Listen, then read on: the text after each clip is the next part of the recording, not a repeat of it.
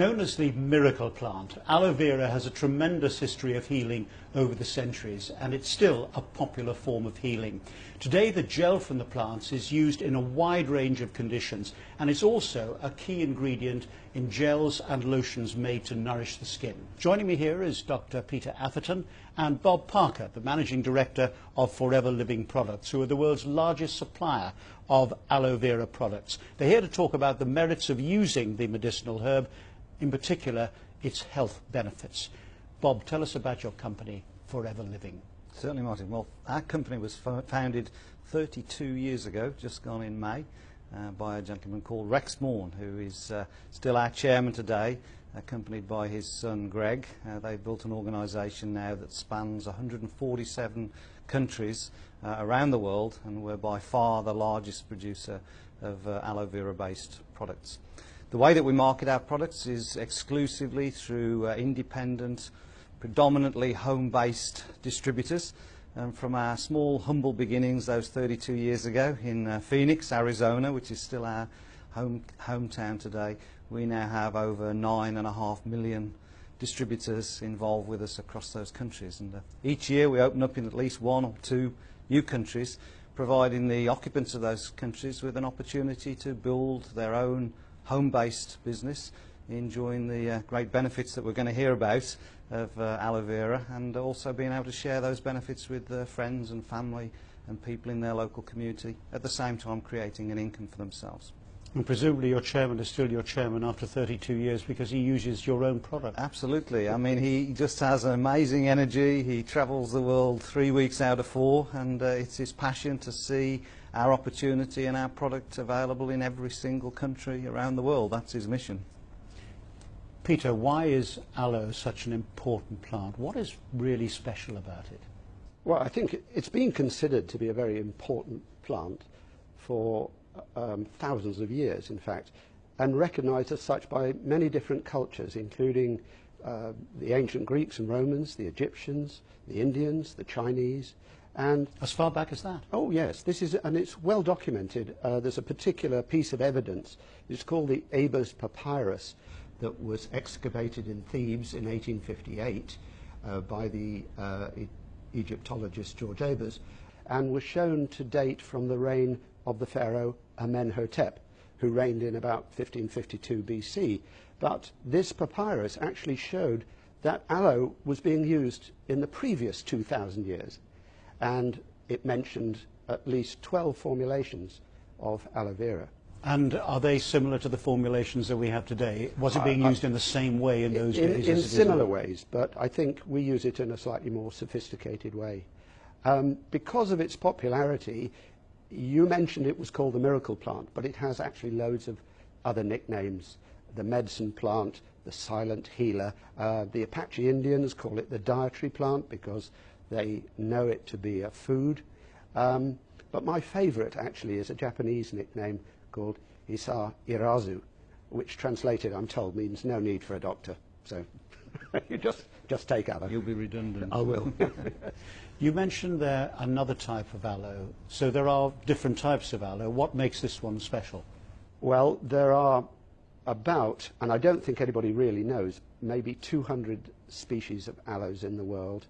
And over the years, about 5, maybe 6 have been shown to have medicinal properties. That's all? That's all.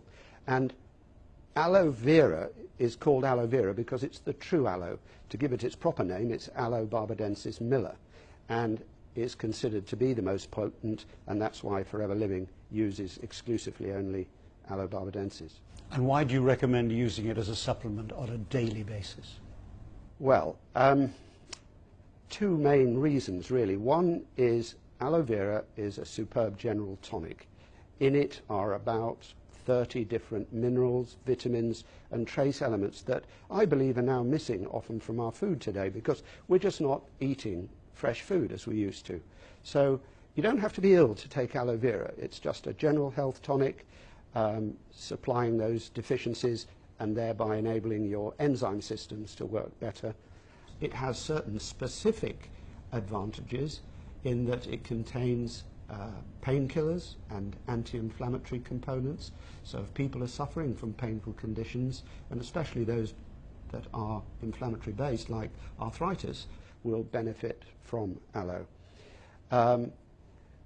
It has also a long chain sugar or polysaccharide which is known to affect the immune system. It's what's called an immunomodulator or immune balancer. So people suffering with disorders of the immune system, two examples being psoriasis and ulcerative colitis, often get benefit as well. It has an effect on the bowel. It sort of regulates the passage of food through the bowel. It smooths out the contraction and relaxation of the bowel muscle. So it often helps people, for example, with irritable bowel syndrome. It's known to improve food absorption, particularly protein, and also to balance gut flora. So, for example, if you had an overdose of yeast or candida in your gut, it tends to sort of reduce that a bit. I wouldn't say it will eradicate it, but it balances it out. It seems incredible that one product could do all of those things. What's the magic ingredient? Well, I don't believe there is a magic ingredient, but people might say if there were one, it would be that polysaccharide, that long-chain sugar, because in the States they've actually extracted that and made it into a drug. Carrington Laboratories have produced a drug called Caricin, for which the FDA have licensed it for use in cat leukemia, feline leukemia. Cat leukemia is caused by a type of virus called a retrovirus, which is the same family of viruses that causes AIDS. So they have used this drug in the treatment of AIDS victims. And what they've found is it's not successful on its own, but it is synergistic with the standard AIDS treatment. It enhances the standard AIDS treatment. But I believe you don't have to extract the magic bullet. It works just as well if you drink the gel.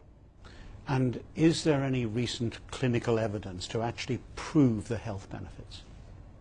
I would say yes, but not enough, because it's very costly to set up clinical trials. But we have done one important clinical trial, sponsored by Forever, in the use of aloe vera gel in ulcerative colitis, which is an immune disorder.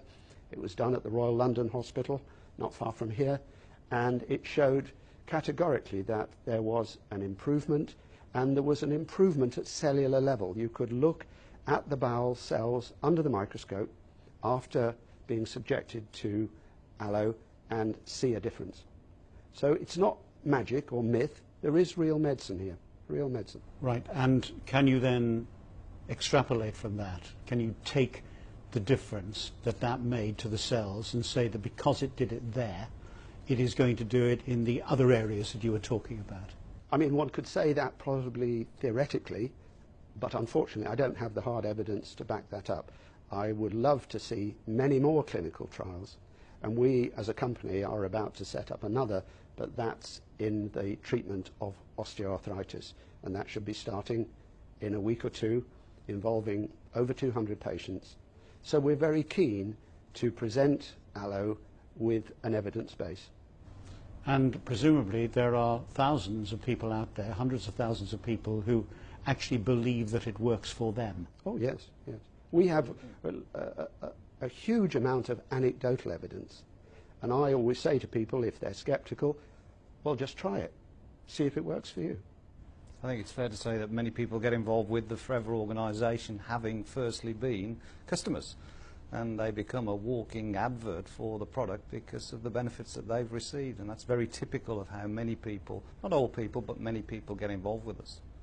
Why do you recommend that people use Forever Living's aloe products rather than any other aloe product? I mean, you've got competitors out there, presumably. What makes Forever Living's aloe product so special?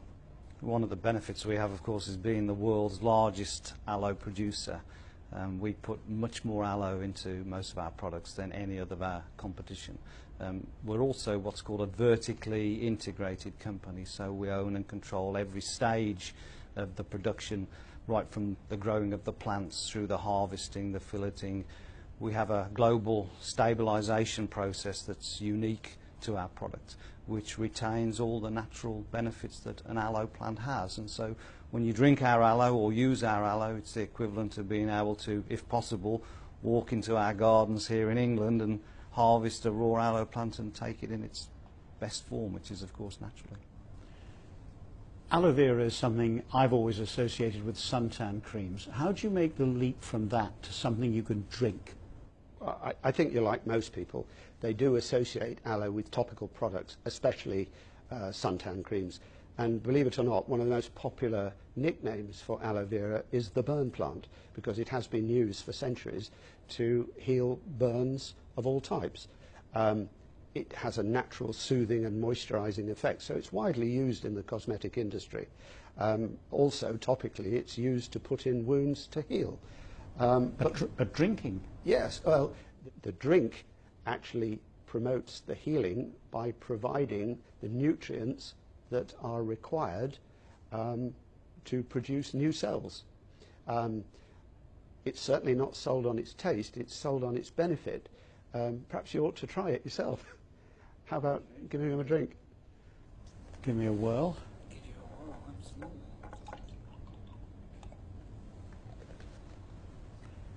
It looks a bit like grapefruit juice. Yes, it should be drunk first thing in the morning, before your cup of tea, even, because what you're trying to do is to get it through your empty stomach into the small bowel, where it is uninfluenced by stomach acids and enzymes and can be absorbed very quickly.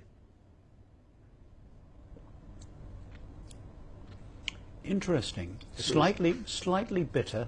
Yes, yes. I could get used to it, but it might not instinctively be something I would want to Yes. drink. So is it mixed with any other ingredients? You can mix it with cordial or orange juice or whatever you like. And it's best drunk cold, straight from the fridge, and well shaken. Because you can see there are lots of sort of bits and pieces in there. So I'm going to walk out of here a lot healthier, am I? Like a new man. Absolutely.